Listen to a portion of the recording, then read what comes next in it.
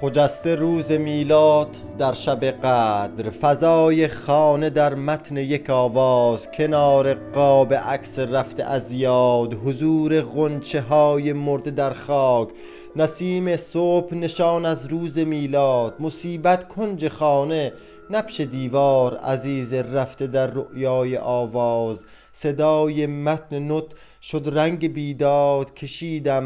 کشیدم آهی از رنج و مشقت، خدا شرمنده شد از کار این خلق، گذشت از آدما معنای آدم، خطی خورد آدمی در چشم یا حق، بنا شد خانه شیطان در و دشت، فرو ریخت ریشه یاس در دل خاک، تهی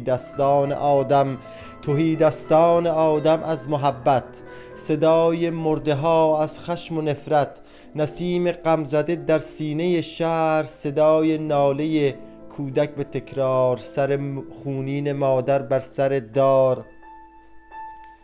کنار هر جسد یک ساقه رویید، میان ساقه ها گل ها درخشید، نشست یک شاپرک بر روی یک گل، بریخت اشکی که گوید دانم ای گل، در این بیابان که باران کس ندیده، دلیل رویشت در سینه حبسه،